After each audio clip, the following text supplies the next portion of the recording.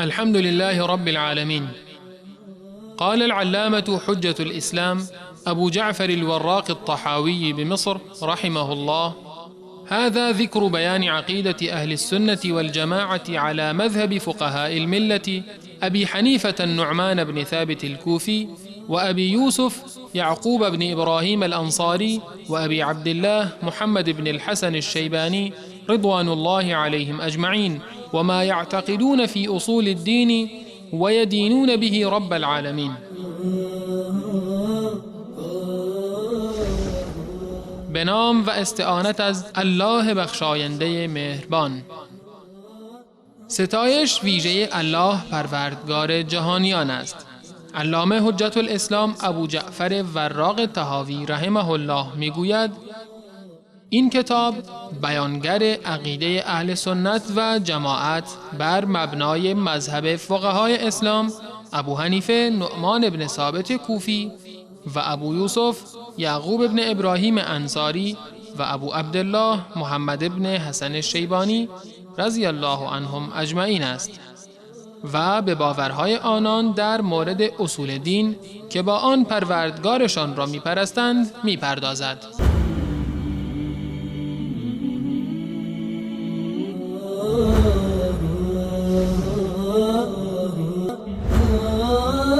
وكل شيء يجري بتقديره ومشيئته ومشيئته تنفذ، و همه چیز بر اساس تقدیر و خواست الهی جریان دارد و خواسته او اجرا می گردد.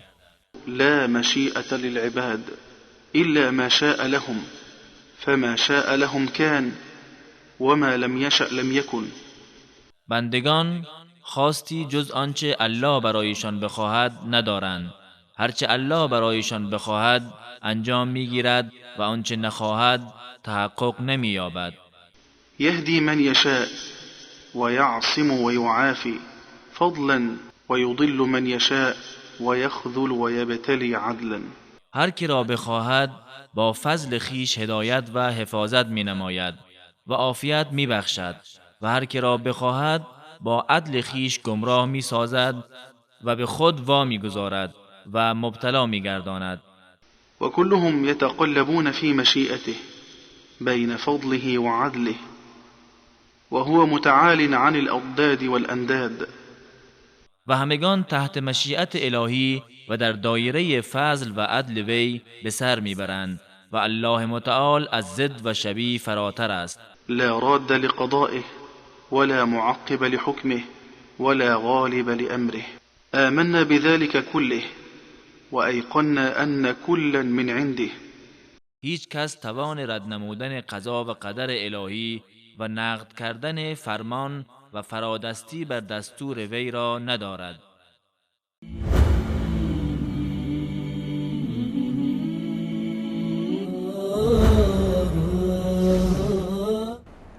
إن الحمد لله نحمده ونستعينه ونستغفره ونعوذ بالله من شرور أنفسنا ومن سيئات أعمالنا. من يهده الله فلا مضل له ومن يضلل فلا هادي له، ونشهد أن لا إله إلا الله وحده لا شريك له، ونشهد أن محمدا عبده ورسوله. بینندگان عزیز و ارجمند، السلام علیکم و رحمت الله و برکاته.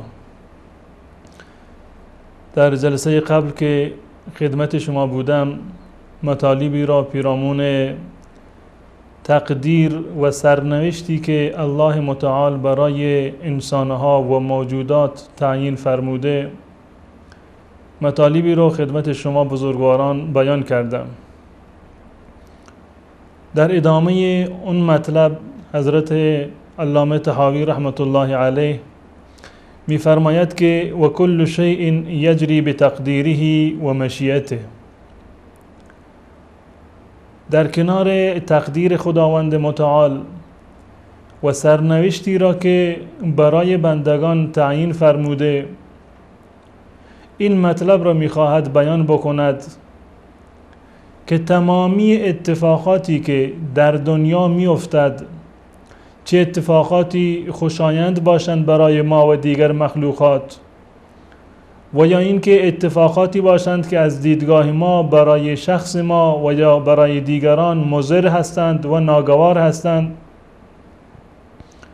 چه اتفاقاتی که ما اونها را خیر می‌دانیم و یا اتفاقاتی که آنها را شر می‌دانیم، تمامی این موارد بر اساس تقدیر الله متعال هست که قبلا این را مقدر کرده و هر آن چیزی را که الله متعال مقدر فرموده برای ما انسانها و برای دنیا و برای تمامی موجودات، همه بر اساس خواست و اراده الله متعال هست.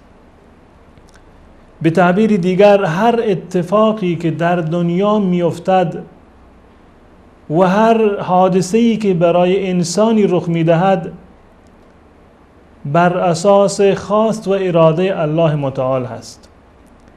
هر کاری را که ما انجام میدهیم، هر اتفاقی که برای ما میافتد، چه اون اتفاق و کار پسندیده‌ای باشد و یا کار نکوهیده و زشتی باشد، همه همراه با خواست خداوند متعال هست. اراده الله متعال این بوده که من و شما این کار را انجام بدهیم. به این خاطر است که علامه طحاوی رحمت الله علیه می‌فرماید و کل شیء یجری بتقدیره، تمامی امور و تمام اشیاء با تقدیر الله متعال و با مشیت و خواست الله متعال در حال حرکت و اجرا هستند. البته این نقطه را باید در نظر داشته باشیم که هر چیزی را که الله متعال میخواهد قطعا اتفاق میافتد و اگر چیزی را و حادثه‌ای را الله متعال نخواهد اتفاق نمیافتد. اما باید همیشه بدانیم و در ذهن ما این مطلب همیشه باید وجود داشته باشد که تمامی اتفاقاتی که بر مبنای خواست و اراده الله متعال هستند لازمش این نیست که حتما باید محبوب الله متعال باشند، زیرا بسیاری از کارهایی که من و شما و انسانهای دیگر انجام میدهیم کارهایی هستند خلاف دستور الله متعال، گناهایی هستند که گاهی ناخواسته و گاهی خواسته از انسان سر میزند و این گناهها و کارهای ناشایست مورد رضایت الله متعال نیست. اما همین کارها بر اساس تقدیر خدا انجام میگیرد، بر اساس خواست و اراده الله متعال انجام میگیرد.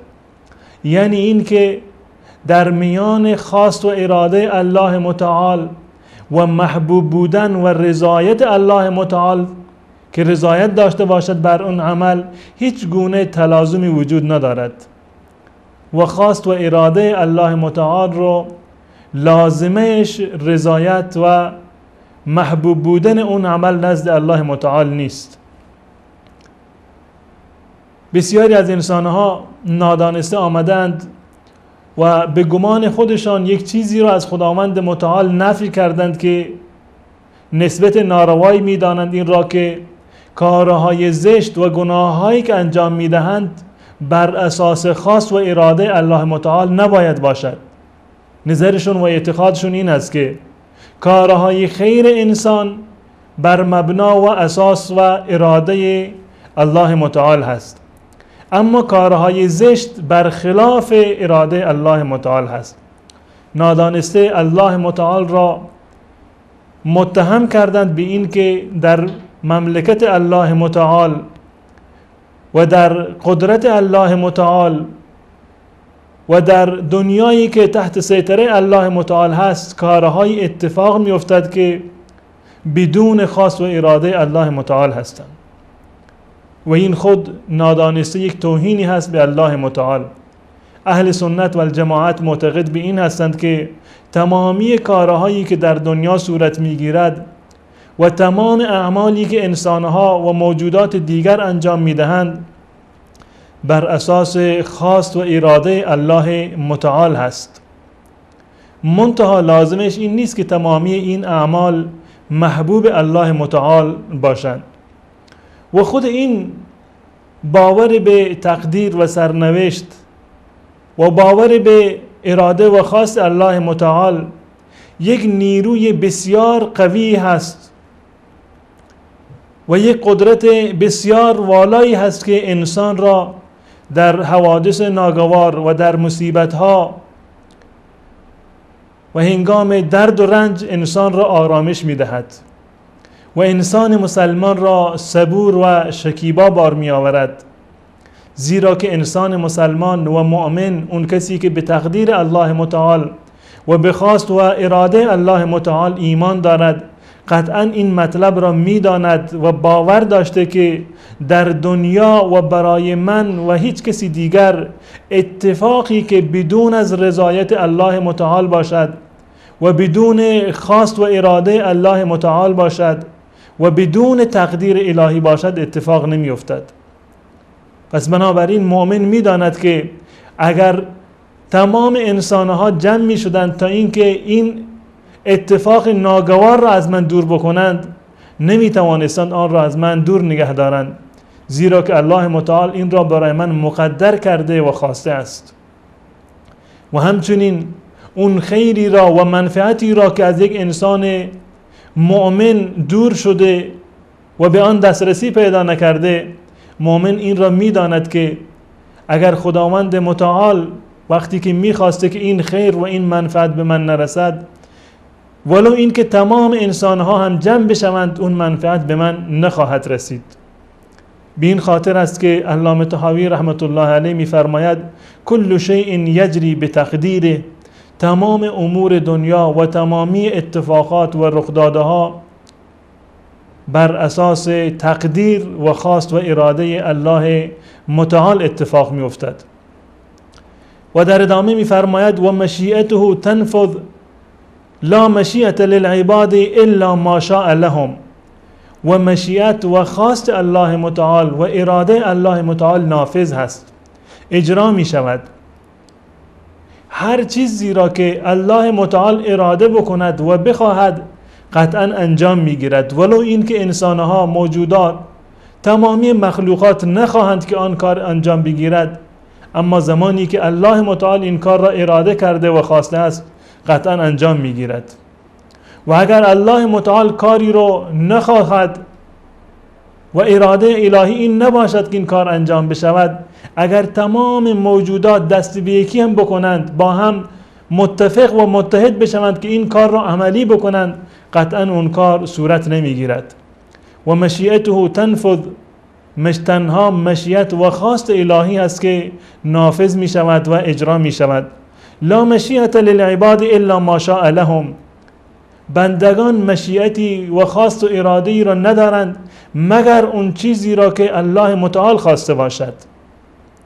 فما شاء لهم کان و ما لم یشأ لم یکن، هر چرا که الله متعال برای انسان بخواهد آن کار انجام می شود و اون موردی را که الله متعال نخواهد قطعا اون انجام نمی گیرد. ما می دانیم که الله متعال یک اراده‌ای دارند متناسب با ذات الله متعال هست، که همون گونه که ذات الله متعال بلا کیف هست و هیچ مانند و همگونی ندارد، صفات الله متعال هم این گونه هستند. و یک خواست و اراده‌ای را انسان دارد که مانند خود انسان هست و متناسب با وجود انسان هست. خواست و اراده الهی متناسب با ذات پروردگار هست و خواست و اراده انسان متناسب با وجود بشری انسان هست. به این خاطر هست که این خواستی را که انسان دارد در دایره و محدوده خواست و اراده الله متعال هست. به این معنی که اگر الله متعال بخواهد این اراده ما انسانها عملی می شود و اگر الله متعال نخواهد و اراده نکند، اراده ما انسانها هم عملی نخواهد شد و کاری را که ما می خواهیم انجام نمی گیرد. الله متعال در قرآن کریم می فرماید و ما تشاءون الا ان یشاء الله ان الله کان علیما حکیما، شما نمی خواهید مگر آن که الله متعال بخواهد. یعنی این که خاص و اراده شما انسانها در گرو خاص و اراده الله متعال هست و در این محدوده شما می توانید اراده بکنید، می توانید یک چیز را بخواهید یا یک چیزی را نخواهید. بیگمان خداوند متعال علیم و حکیم هست. برخی از فرقه های انحرافی مانند قدریه و معتزله در این زمینه، قدریه و جبریه، با اهل سنت و الجماعت اختلاف دارند. قدری ها اونهایی که منکر تقدیر هستند، معتقد به این هستند که الله متعال در مورد اعمال بندگان هیچ گونه اراده و خواستی رو ندارد. فقط اراده و خواست خود بنده هست که یک کاری را انجام میدهد و اراده الله متعال در مورد اعمال بندگان کارگر نیست. هر کاری را که انسان بخواهد انجام میدهد و اگر نخواهد انجام نمیدهد. و در واقع انسان را مختار میدونند که مختار مطلق هست و مشیت مطلقی را دارد. ولو این که یک کاری را الله متعال نخواهد، انسان میتواند اون کار را انجام بدهد. قطعا این عقیده سلیم و درستی نیست و مستند به قرآن و آیات کتاب الله و احادیث رسول الله صلی الله علیه و سلم نیست. و در کنار این قدریه جبریه هستند، معتقد به این هستند که انسان هیچ مشیتی را ندارد.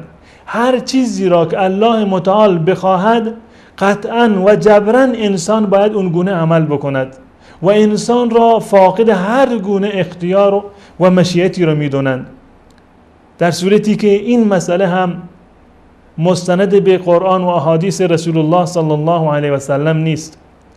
عقیده اهل سنت و الجماعت این است که هر دو تا مشیت و خواست را تثبیت می کنند و ثابت می دانند، هم خواست و اراده الله متعال و هم خواست و اراده انسان.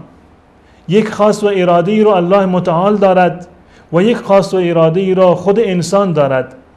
منتها بنابر این آیه که الله متعال می فرماید و ما تشاءون الا ان یشاء الله، مشیت انسان و خواست و اراده انسان فقط در محدوده کارگر هست که خواست و اراده الله متعال باشد.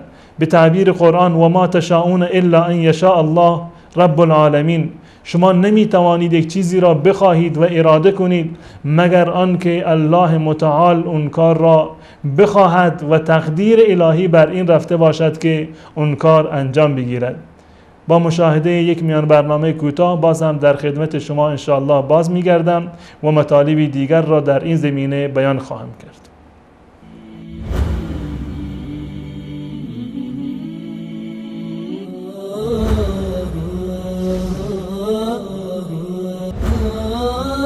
وكل شيء يجري بتقديره ومشيئته ومشيئته تنفذ، و همه چیز بر اساس تقدیر و خواست الهی جریان دارد و خواسته او اجرا می گردد. لا مشيئة للعباد إلا ما شاء لهم فما شاء لهم كان وما لم يشأ لم يكن. بندگان خواستی جز آنچه الله برایشان بخواهد ندارند. هرچه الله برایشان بخواهد انجام میگیرد و آنچه نخواهد تحقق نمییابد. يهدي من يشاء ويعصم ويعافي فضلا ويضل من يشاء ويخذل ويبتلي عدلا. هر کی را بخواهد با فضل خیش هدایت و حفاظت می نماید و عافیت می بخشد و هر کی را بخواهد با عدل خیش گمراه می سازد و به خود وامی گذارد و مبتلا می گرداند. وكلهم يتقلبون في مشيئته بين فضله وعدله وهو متعال عن الأضداد والأنداد. و همگان تحت مشیت الهی و در دایره فضل و عدل وی به سر میبرند و الله متعال از ضد و شبیه فراتر است. لا راد لقضائه ولا معقب لحكمه ولا غالب لأمره. آمنا بذلك كله وأيقنا أن كلا من عنده. هیچ کس توان رد نمودن قضا و قدر الهی و نقد کردن فرمان و فرادستی بر دستور وی را ندارد.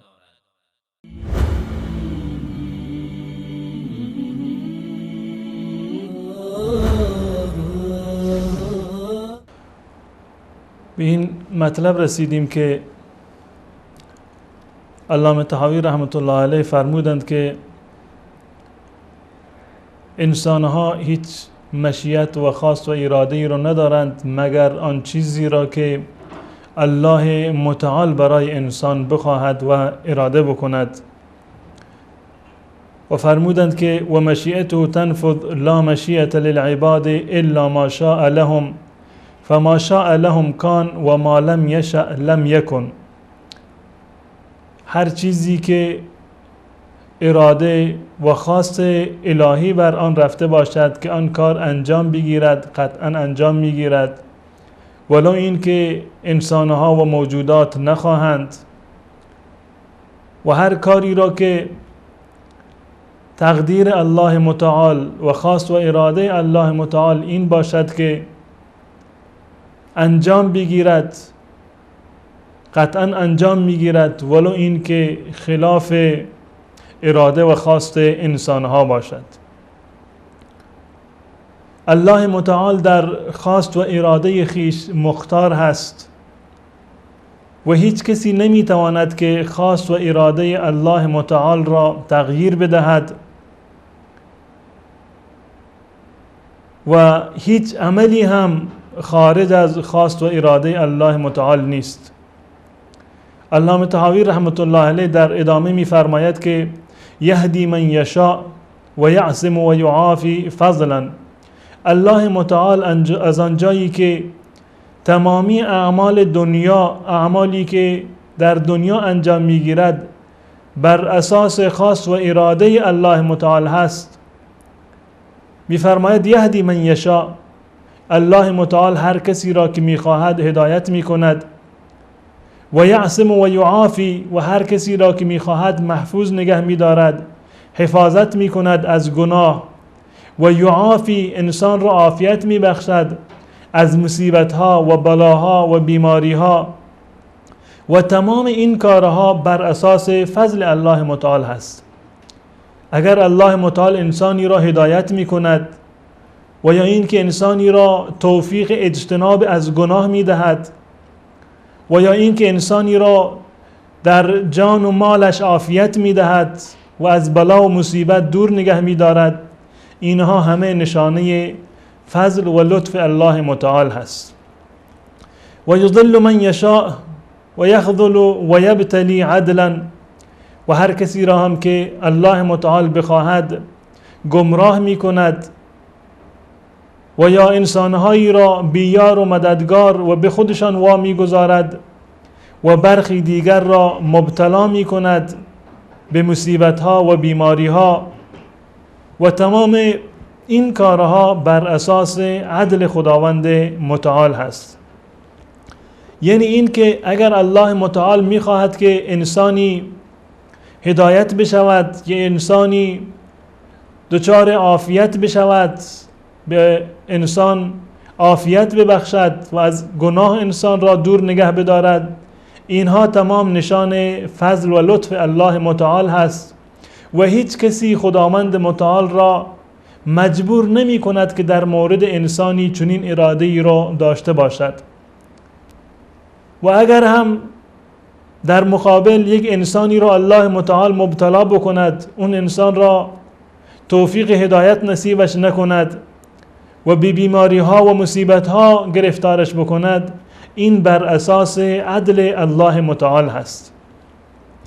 الله متعال بهتر می داند که این لطف الهی و رحمت الهی زیبا و سزاوار چه کسانی هست که این لطفش را و رحمتش را و فضلش را به اون انسانها بدهد.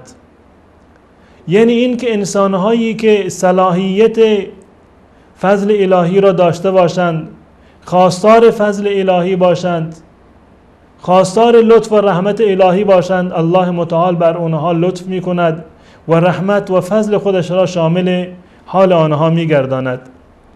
اما اگر انسانی که با اختیار خود راه گناه را انتخاب می کند و هیچگاه از الله متعال هدایت نخواسته و عافیت را نطلبیده، الله متعال هم بر اساس عدالتش با اون انسان رفتار می کند و اون را از لطف و رحمت خودش محروم می دارد.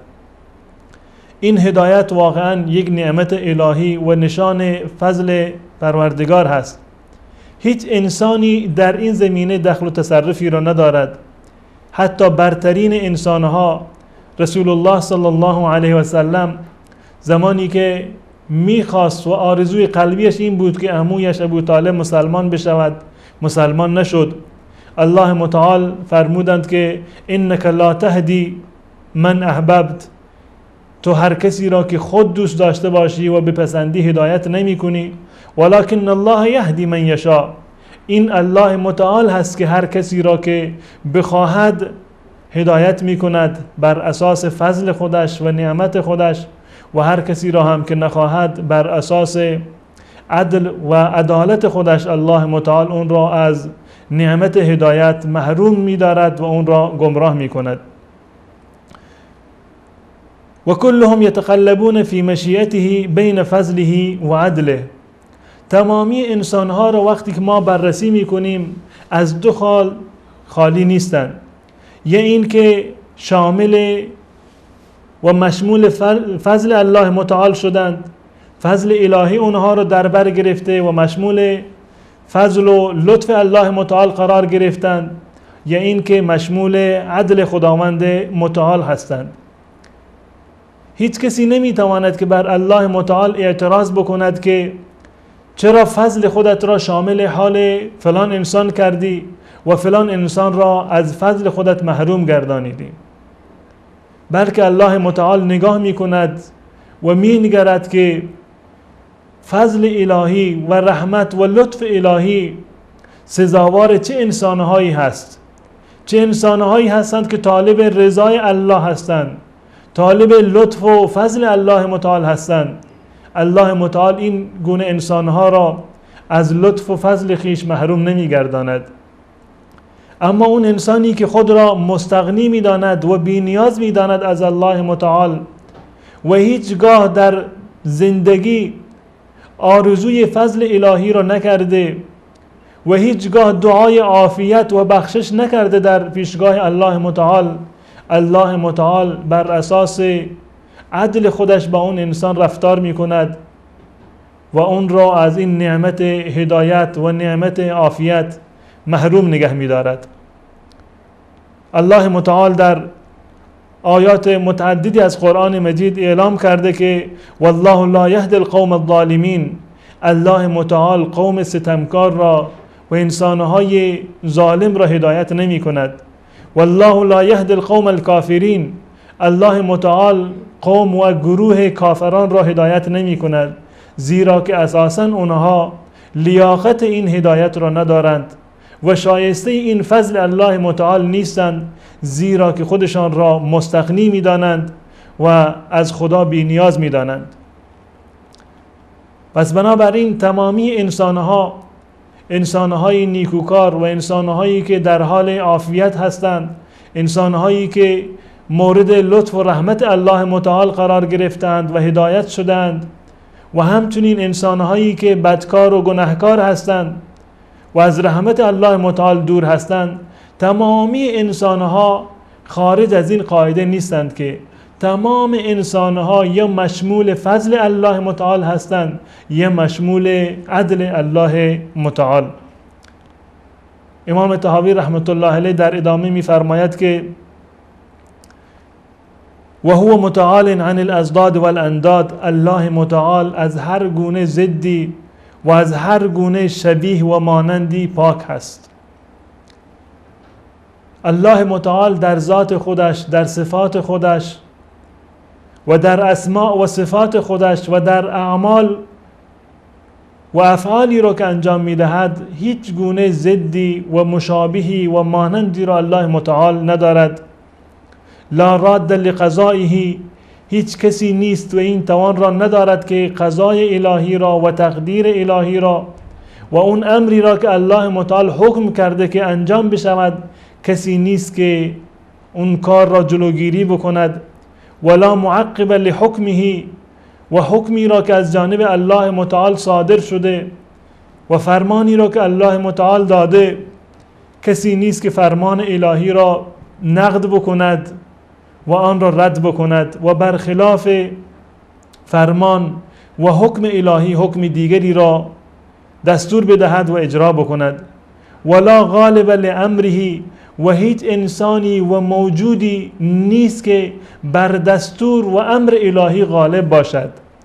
اون دستورات و اوامری را که الله متعال به عنوان اوامر کونی و دستورات کونی داده که باید چنین و چنان در دنیا اتفاق بیفتد، هیچ کسی نیست که و نمیتواند که این اوامر الهی را خلاف بکند و برخلاف این دستورات انجام بدهد. اگر الله متعال بخواهد که کسی را عذاب بکند یا کسی را مورد لطف و رحمت خودش قرار بدهد، اگر الله متعال بخواهد که در دنیا یک اتفاقی بیفتد و دستوری را الله متعال صادر بکند، هیچ کسی نمیتواند که دستور الله متعال را تغییر بدهد. آمنا بذلك كله و ایقنا ان كلا من عنده. در آخر علامه طحاوی رحمت الله علیه می فرماید که ما ایمان داریم که تمامی این امور و این موارد از جانب الله متعال هست. این تقدیر خیر و شر و این خواست و اراده الله متعال و این که بسیاری از انسانها مورد فضل الهی قرار می گیرند و بسیاری دیگر را الله متعال با عدلشون با اونها برخورد و رفتار می کند، تمامی اینها را ما باور داریم و به تمام این موارد ایمان آورده ایم. آمنا بذلك كله و ایقنا ان كلا من عنده. و بر این باور هستیم که تمامی این موارد از جانب الله متعال هست. اگر به ما مصیبتی میرسد از جانب الله متعال و اگر به ما نعمتی میرسد از جانب الله متعال، اگر مصیبتی میرسد، گرفتاری میرسد و یا این که آرامش و آسایشی به ما میرسد، تمامی این موارد از جانب الله متعال هست. و اگر ما مورد لطف الهی قرار گرفتیم، الله متعال ما را هدایت نمود، و اگر از جانب الله متعال مورد رحمت قرار گرفتیم، هدایت شدیم، نیکوکار شدیم، در عافیت قرار گرفتیم، از مصیبت ها دور ماندیم، این نشانه فضل الله متعال هست. نباید ما بر این غره بشویم و افتخار بکنیم که این نعمت ها شامل حال ما شده، بلکه باید الله متعال را شاکر باشیم و سپاسگزاری بکنیم که ما را لایق دیده و مورد لطف و رحمت و فضل خودش قرار داده. و اگر هم انسانی را الله متعال تنها گذاشته، انسان به گناه روی آورده یا از جانب الله متعال به اون مصیبتی و گرفتاری رسیده، مطمئن باشد که این مصیبت و گرفتاری بر اثر بی‌توجهی خود انسان هست، بر اثر عدم رجوع به بارگاه الهی هست و به خاطر کمکاری ما هست که به درگاه الله متعال دعا نکردیم و از الله متعال فضل و رحمت الله را طلب نکردیم. پس بنابراین تمامی مسلمانان باید معتقد به تقدیر و سرنوشت الهی باشند و تمام اعمالی که در دنیا انجام میگیرد بر اساس قضا و قدر الله متعال و بر طبق خاص و اراده الله متعال هست. در دنیا هیچ کاری، نه کار خیری و نه کار شری، بدون از اراده الله متعال و خواست الهی انجام نمیگیرد. و اون انسانهایی که مورد لطف و رحمت الله متعال قرار گرفته‌اند به خاطر فضل الله متعال هست، و اون انسانهایی هم که محروم مانده اند به خاطر عدل الله متعال هست و الله متعال شایسته دیده و مناسب دیده که این فضل خودش را بر برخی از انسانها نازل بکند و برخی از انسانها را مشمول فضل خودش قرار بدهد و برخی دیگر را مشمول عدالت و دادگستری خودش قرار بدهد. تا برنامه دیگر که در خدمت شما عزیزان خواهم بود و متنی دیگر را خدمت شما شرح خواهم داد، تمامی شما را به الله متعال می سپارم. السلام علیکم و رحمت الله و برکاته.